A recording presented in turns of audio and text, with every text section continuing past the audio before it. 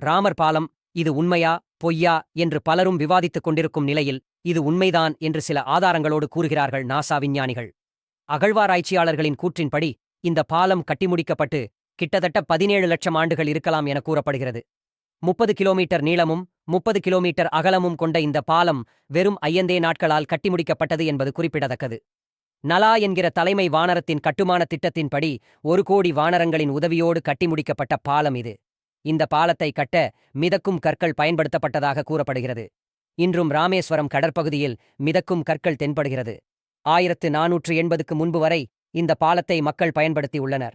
இதன் வழியாகவே மக்கள் இலங்கைக்கு நடந்து சென்றுள்ளனர் என்று கூறுகிறார்கள் ஆய்வாளர்கள்.